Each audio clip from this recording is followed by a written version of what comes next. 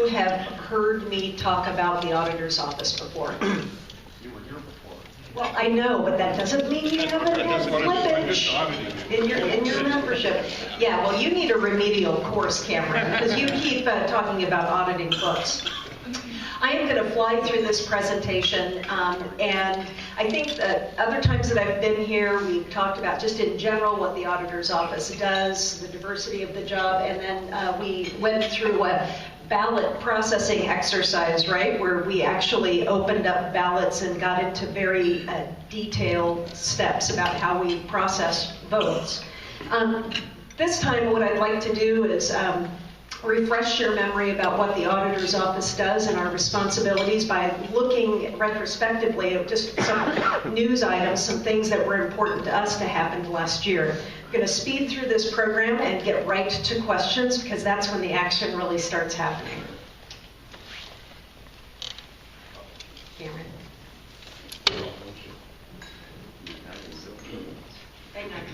Hang on. And actually, this.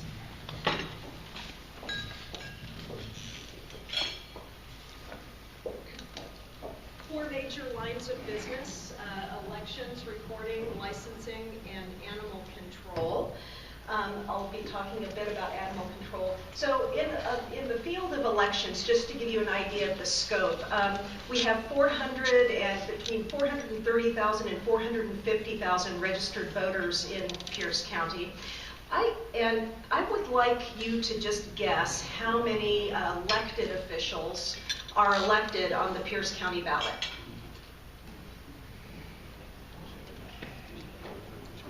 There's a prize for whoever gets closest. This is a pocket constitution. Multiple choice? No, you're still not wrong. 12. 35, 12. 120. 120. 204. 67. Okay. 300. 511. Wow. 511. That's because we have 114 jurisdictions. Think about it. Every water district, drainage and dike districts, I bet you didn't even know we had those.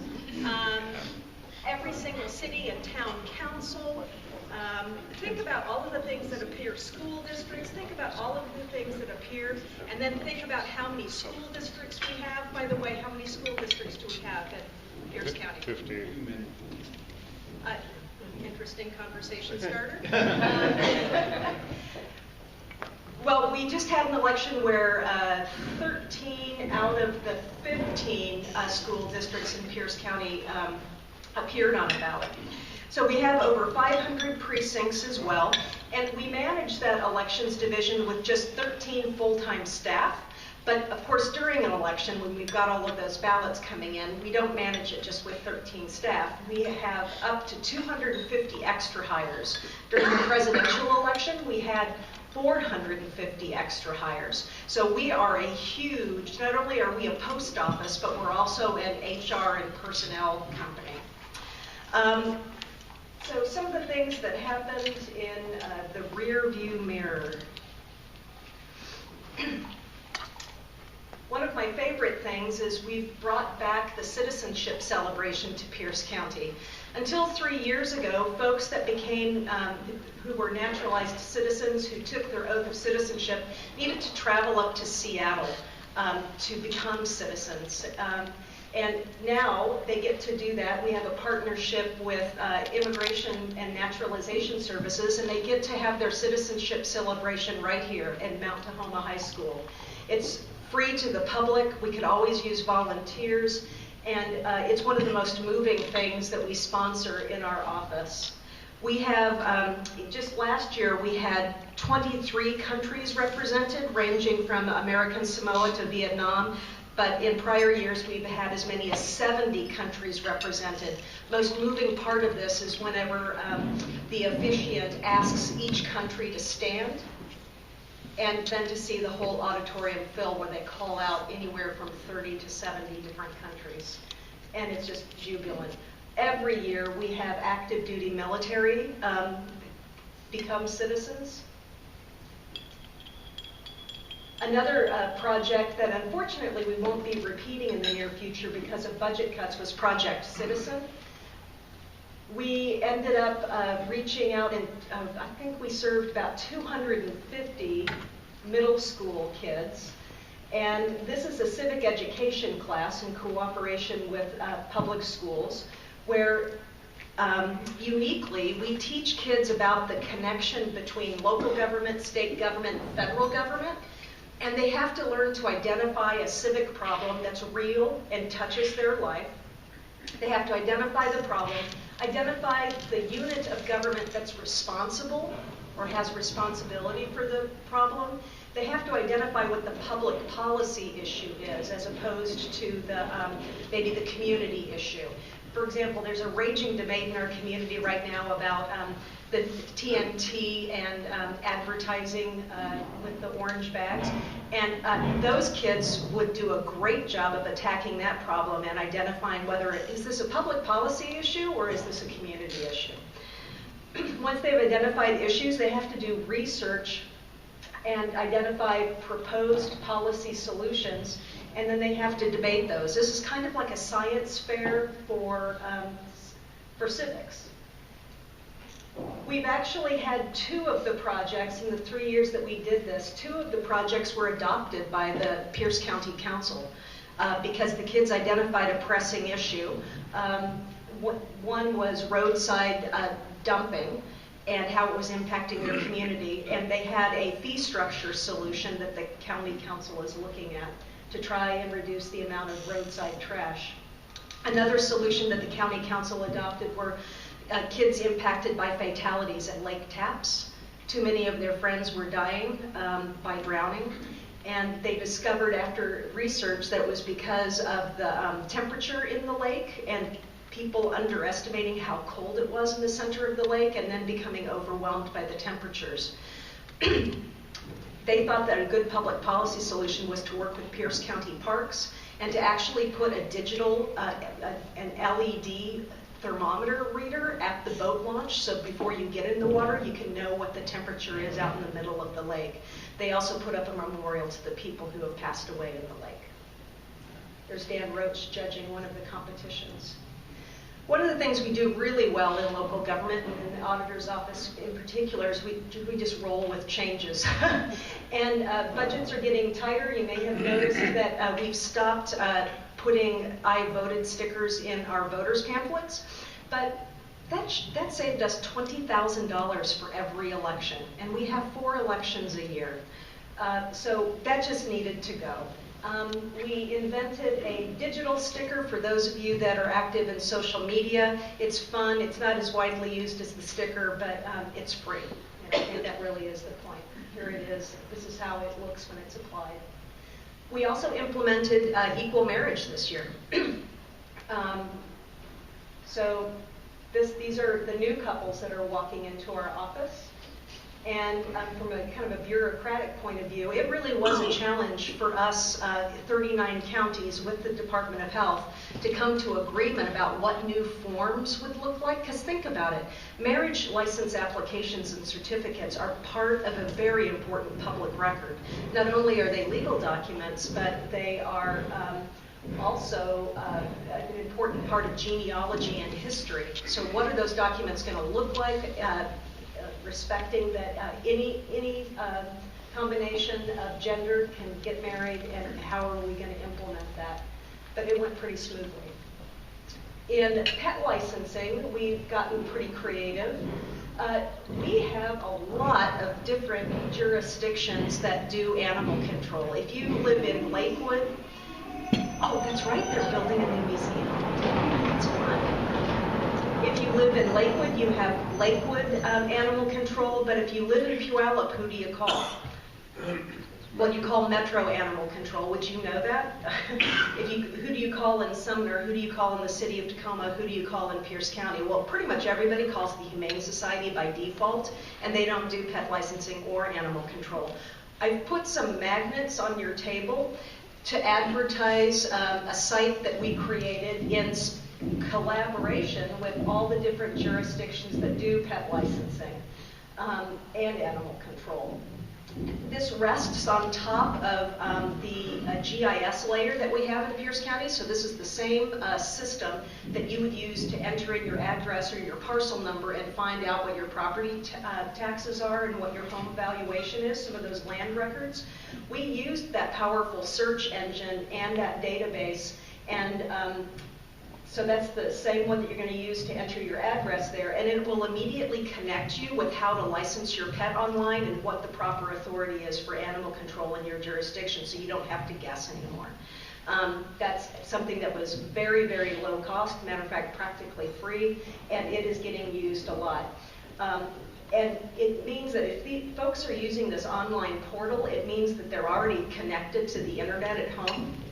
So we connect them directly to the online licensing portal for each one of those jurisdictions. So it's one-stop shopping, just a couple of clicks, and you can actually start licensing your pet and paying for that license online. Or if you have an animal control problem, it connects you directly with the proper animal control agency.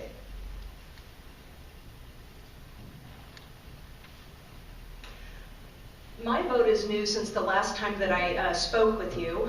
This is a kind of a custom portal for your voter registration records. You can log on from a desktop, or you can use one of our mobile apps. So this is going to work with any one of your smartphones, your iPad, or like I said, your desktop. And you can find out what your voter registration history is. What do you think is included in that? Just whether you voted or not, I would assume. Yeah, good distinction. It's not how you voted, but it's what elections that you were eligible to vote in, that you voted in. It also has your birth date, your mailing address, and it also is going to have information about the current election in your ballot. For those people who have been nervous about vote by mail and are never quite trusting of their federal postal workers, which there's no reason to not be, and you're worried whether we've received your ballot, through My Vote you can actually look and see what date we received your ballot on and when we counted it. You can also see if there's any kind of a problem, if your ballot has been flagged or challenged for the lack of a signature or the wrong signature. And you'll remember from previous presentations that if that ever happens, we write you, we call you, and you have time to cure it, but this is a quick way for you to see those kinds of messages. It's also going to directly link you to your elected officials. In the same way that people are confused about what pet licensing agency to call, typically, even great civically engaged people like yourself don't carry around your voter ID card. And when you're reading something in the paper, or when you've driven over that flippin' pothole for the 50th time, and you just want to reach the elected official that represents you on that issue, you end up having to do a lot of research because most people don't have their districts memorized. This does the work for you. So when you log on to My Vote and you want to see who your elected officials are, you're connected with the proper school district, with whatever council member represents your district if you have district elections, utility boards, not elected officials, but Congress, state legislature. You just don't even have to think about it. And we've got hot links, so while you're upset, you can actually hit that email link and take care of business. Or maybe it's a compliment you want to pass on. Who knows? This site will also give you turn-by-turn directions to any voting center or ballot drop box. By the August primary, we'll have 30 ballot drop boxes in Pierce County, more than any other county in Washington state, and certainly the largest per capita. If you are out running errands and you want to know the closest place to deposit your ballot, this will give you Google Maps turn-by-turn directions from wherever you happen to be to the closest voting center or drop box. Does anybody know what a voting center is? No, but I have a question. Sure.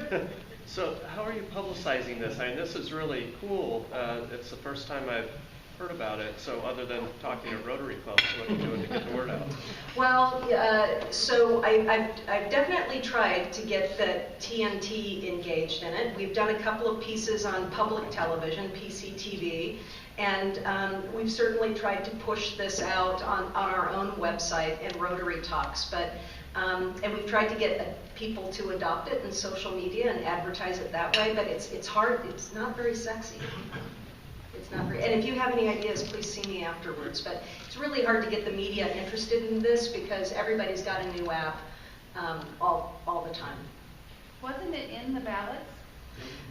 Well, we certainly, so in the voters pamphlet, we have a whole page on this and step-by-step directions about how to download the app. And that'll be in every voters pamphlet, so anytime you need that. So question, what's the drop box? I thought it was mailed or different to the person.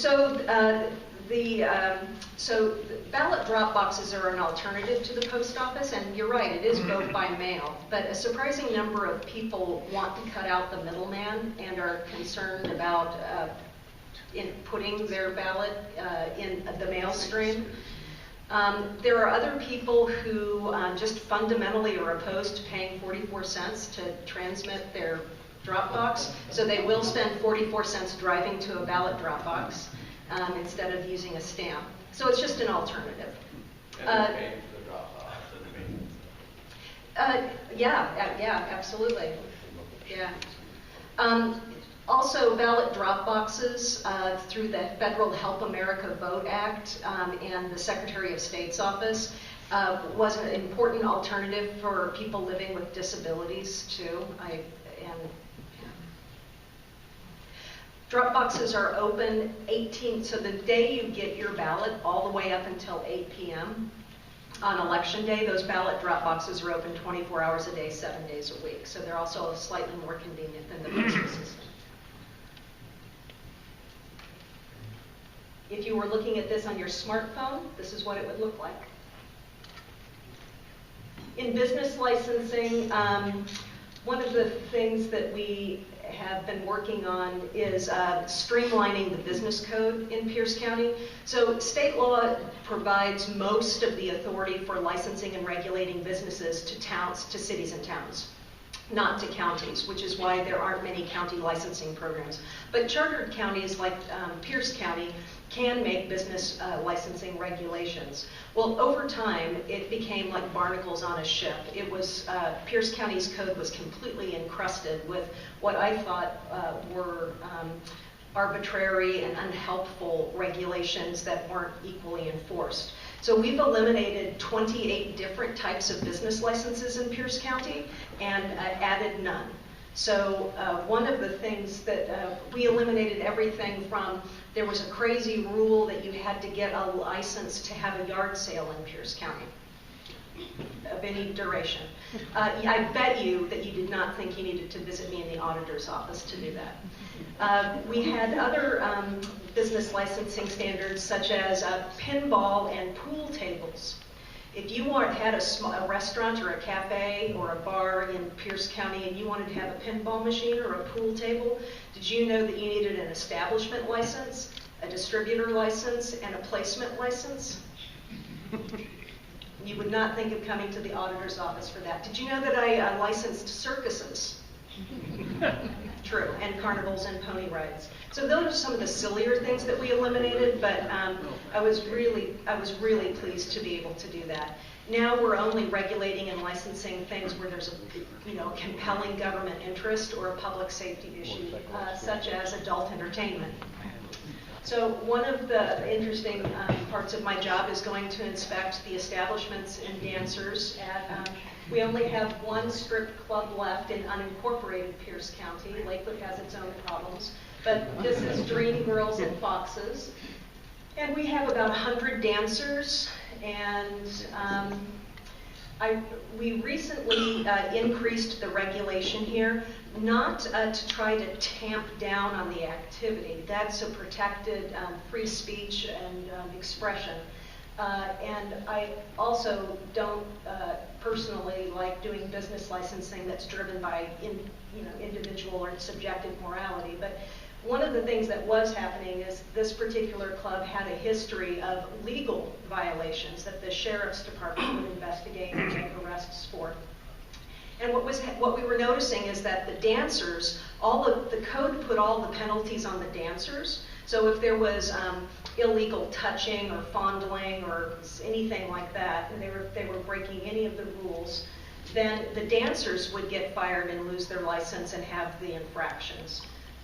We changed the code so that everybody on site became responsible, including the managers, because what was happening is the managers could turn a blind eye, have the dancers do what customers wanted, which was illegal, and the managers wouldn't get punished, but the dancers would. And they are contractors, by the way, not employees. So we changed the code to make everybody on site responsible for the behavior that was happening in the establishment. We recently turned over licensing of taxis and taxi cabs to the city of Tacoma. There was a tremendous duplication of effort. You can see that the majority, 52% of the cabs and cab drivers in Pierce County had to go to the city of Tacoma to get a license and Pierce County to get a license. We needed to badly increase the standards in our cab business licensing, and when we were doing research about how to increase standards, it's ridiculous, for example, that some of my clerks who process passports and marriage licenses would be expected to go out and do vehicle inspections on cabs, which they were. They don't have the expertise to do that, we don't have the time to do that, and it really is going through the motions at great public expense. So in the end, whenever I found out about this duplication, we just decided to stop licensing taxis in Pierce County. Now all of it is done in the city of Tacoma with much higher standards, but they get to drive and actually conduct business in Pierce County. Does that make sense? There's a lot of drains on our time. We spent a lot of time in 2013 with people in jail making public records requests. And this was where the Public Records Act, felons, and my exotic dancers all got mixed up in one story, which happens more frequently than you would think. We had somebody serving time who was intensely interested in getting color photographs of every one of the dancers we license. Kind of like a driver's license agency, we take pictures of them. And they also have to fill out a very sensitive application that talks about tattoo placement and birthmarks, et cetera, which is important for the undercover officers that go in there to be able to identify the right dancers. This person wanted to see all of that information. And one of the things that I get to do is use my discretion about that. I'm a big fan of the Public Records Act. It doesn't bother me that felons get to make requests for records. There's some important reasons why they should be able to, but I was very concerned about the safety of the dancers. So we ended up doing third-party notifications to each of them, and they ended up getting an injunction. So, and this is a different felon who made a records request. He wanted to see our record of all of the public records requests that we get. And by the way, we get between 250 and 300 a year just in my office. And so we have a tracking tool to make sure that we're responding to your requests in a timely manner and that they're fulfilled. And that includes your name and the mailing address. He wanted a record of all of that for the past year, which meant that I needed to do third-party notifications to everybody in Pierce County who had made a public records request to let them know that a felon had wanted that information, that I couldn't shield it. Another time waster is one candidate primaries, and I'm not picking on J.T. Wilcox, but he just happened to most recently have an uncontested primary. How many people find this confusing? So in partisan races, so all of our legislators are partisan. Lucky J.T. Wilcox doesn't have an opponent. So he will appear by himself on the primary, and then he's going to appear by himself again in the general, so you get to vote for him twice. This is not free, and as Pierce County's ballots get bigger and bigger, more congested, it actually puts us at risk of going into a two-card ballot. So we've been working hard with other auditors to try to get that rule changed and have them treated like nonpartisan primaries, where if you don't have 3 or more people, then you don't have a runoff, you just appear in the general election. That had a big consequence in Chelan County. They ended up mailing out ballots this year where there was just one person running for one office in the primary election. They had to mail ballots to every one of their citizens with just one race on the ballot and just one name to choose from. Tax advisory votes, we got a lot of calls in our office about these. They started appearing in 2012, but I think people really started noticing in 2013. These are these odd issues that anytime the state legislature takes an action that has some sort of a tax consequence, lowering, repealing, you name it, anytime they move or do something to a tax or create a tax, you get to vote on it, but your vote has no effect. It's advisory only, and it really, I guess it has no meaning other than data. And unlike other issues and initiatives and measures that have have certain standards for how we describe the issue, this one does not. So we've had like 4 and 6 advisory votes on ballots in 2013. With the Boeing incentive package, I'm still trying to get a legal opinion about how many issues, because you have to break out every single tax change. So if there's going to be a transportation revenue package, for example, or the Boeing incentive package that just came up, we're not sure how many of these advisory votes are going to appear in the next ballot. But again, the consequence is that we could get into a 2-ballot syndrome situation. And voters are extremely confused about what they just voted on and why. And we're doing some analysis to see if there's actual drop-off. I'm going to skip over the sovereign citizen movement. It is a subculture that probably the judge knows about. And takes an incredible amount of our time, but I'm not going to go. So some good news. So you can see that our voter turnout has actually increased as predicted since we've implemented vote by mail. We didn't think it was going to be a large increase, maybe 3 to 5%, and that's exactly what we got. But so for that extra convenience, we got a small increase in turnout. Those are our rankings among other counties. Large-scale animal seizures have definitely been a big part of the last 3 years. In 2013, we confiscated 53 horses, and we finally got closure to our largest seizure that happened in September of 2012 when we seized 39 horses from one site. We finally got justice in November of 2013. These animals, we don't have a humane society for horses or goats. In the last month, we've seized horses, goats. We busted a cockfighting operation and ended up with 20 fowl. We just confiscated 19 alpacas and found 27 alpaca carcasses. And we took 16 pigs off of a farm and found 7 carcasses out there. So we do it all, but there's no Humane Society partner for these livestock and large animal cases. So we end up having to do all the boarding and medical care. Where do you do all that? We have contracted facilities. So we do an RFQ every 3 years and look for veterinary hospitals, stables, etc., that have experience. We don't have anybody that'll take emus and ostriches, so I hope we don't confiscate any of those anytime soon.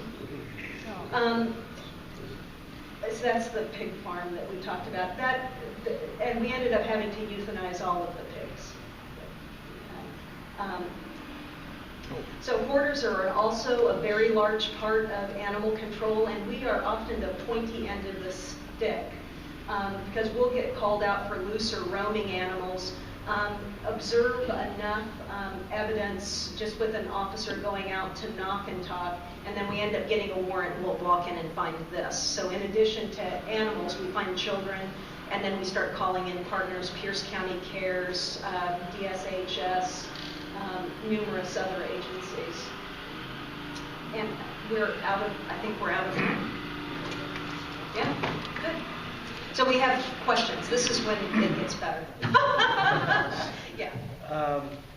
Do you see online voting happening anytime soon? Currently, for our military and out-of-state voters, I can email you a ballot image. You can print it out, sign it, mark it, and scan it back to me. I eventually have to get that wet signature back from you in order to count the ballot, but that's as far as it goes right now. But that's a great convenience for our military voters. I don't think that the feds are going to enable or fund online voting in my career. But it's definitely where the world is going. We have online voter registration, 80% of, but we're one of only 14 states in the nation that have any form of online voter registration, and we were an early adopter. 80% of the people that register to vote now register to vote online. But I think that balloting, I think that the next step is going to be using iPads to mark ballots. But until we are able to create an online authentication system that the public trusts, we're going to be relying on wet signatures. So I think eventually, but I'll be out of office by then. Yes? Quick statement and question to Lance. I think there's a Dropbox at Candle not far from the Round Table Pizza in the north end. And the question, what percentage use a Dropbox versus 52% of our customers use a Dropbox instead of the Postal Service. So we are becoming the post office. Pierce County is one of the only counties in Washington State that actually assembles. We do everything but the printing. But when it comes to assembling ballot packages and mailing them outbound to you, that's us. And now we're in the return game. Oh. Yeah. Are any of them broken into? Every time I put my ballot in there, it looks kind of flimsy, and there's a big thing you can stick your hand. No, that must be some utility bill box, because our boxes are tight. I've never tried. Okay, well, by all means do. So I'll get you some information, and I'm not trying. We have tried to hooliganize our drop boxes. So they're made from 1/4-inch folded steel. They are mounted in a foot of concrete. Any vehicle that tries to pull that out or run that over, they're going to get the bad end of the deal, not the ballot drop box. The slots are specifically made so you can only put one ballot in at a time to minimize the amount of other stuff that might go in. We recently worked with Pierce Fire and Rescue, and we wanted to see what would happen if we tried to throw a match inside with ballots. And so we did that testing, and we actually have fire suppressant technology on the inside, again, the only county that does that, and it works really well. We even squirted lighter fluid in that sucker. No, the firemen did. And so we tested all sorts of flammables, all sorts of situations, and the worst case scenario is we had 3 ballots that were singed but still readable. Yeah. I don't know if this is true or not, but first of all, Pierce County Pets, they don't do any of the spay or neutering of the animals. That's the Humane Society, right? There are lots of resources for spay and neuter, but Humane Society would be a great place to go. Okay. And the other thing is, I've heard, I don't know if it's rumors or just talk around the neighborhood, that Pierce County or Humane Society comes in and they'll take stray cats, spay them, and then put them right back where they were so that they keep down the rodent population, but they don't actually propagate. Well, that is an experiment that's managed. No, that's not Pierce County Animal Control. Okay. We can't break the laws that we uphold. So loose and roaming animal is a loose and roaming animal. Cats need to be licensed and they need to be tagged and they can't be roaming. Okay.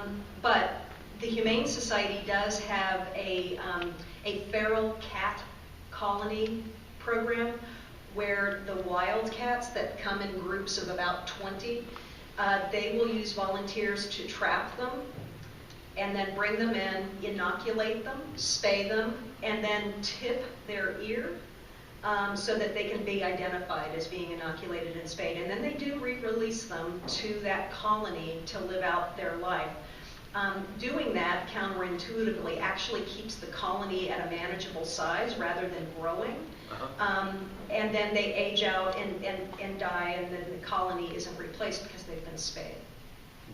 So we're aware of that program. We think it's a great idea, but the laws haven't changed to allow us to participate. Comment first. I've been to the annex quite a bit lately doing vehicle licensing. The people have been very friendly and cooperative, so I wanted to give you kudos for that. Thank you. And then a question, it seems like it must be difficult to me to check legal voter registration to make sure that a voter is meeting all of the qualifications for citizenship and non-felony and those kinds of things. Is that a difficult process? No, it's a careful process. And by the way, we have over 1 million vehicle vessel transactions in Pierce County every year, so it's a very busy division. I'm glad you're getting good service. So we have a statewide voter registration database that is co-managed by the Secretary of State and individual auditors, and I like that system of co-management. 4 times a year, that database is checked against death records from the Department of Health, death records from Social Security benefits, and the Department of Corrections roster for people who are in custody. So that's how we purge is not a good word, sorry. That is how we challenge and isolate voter registrations of people who are incarcerated for felonies and people who may have died. Other than that, voter registration actually has very few qualifications. And Washington State does not require proof of citizenship to register to vote. And there's a raging debate nationwide that's being played out in state legislatures all over the country. So whenever you go to get your driver's license, the Federal Motor Voter Act, and that's one of the most frequent ways people will register to vote. When you get your driver's license, you're not asked for proof of citizenship. You are asked for documents that would prove your residency, but not your U.S. citizenship. Notice next time that you sign your ballot, and we will not open your ballot if it's not signed, read that oath. The oath reiterates that you have to be a U.S. citizen to be voting and to submit this ballot. And if you don't, it's subject to a $10,000 fine, and it's a Class A felony. And if you think somebody shouldn't be voting, you can call me, you can call Mark Lindquist, you can call any authority, Secretary of State's office. One last short question. Yeah. It seems that there's a lot of single issue special elections that occur, and sometimes they're just a few months after a general election. And I always wonder why those can't be put on the general ballot, earlier, rather than incurring the cost of doing those special elections. And then it seems that the voter participation is really low on those issues. So just wanted to understand why that happens. Sure. So state law sets out when certain elections occur. And right now in Washington State, we have no more than 4 elections a year, unless it's a drainage dike district, different presentation. And some of those special elections, for example, I think that Metro Parks may be contemplating being on the ballot. We haven't received the resolution yet in April. So you may ask, and they may be the only jurisdiction that is on the ballot in April, and so you may be asking why. They have the right to do that. That's set out in state law. They could jump on to the primary ballot in August or the general election in November. They could jump on and do that. And then they'd be splitting or sharing the costs with other jurisdictions. But there's also a bit of a strategy to school districts and special purpose districts having their own special election or small one. In some cases, small turnout actually gets a better result. And it's worth it to them strategically to have it be alone or have it be on a very small special election ballot. In the last election, where we mailed ballots to 83% of Pierce County residents, we only had a 29% turnout. But every single issue won.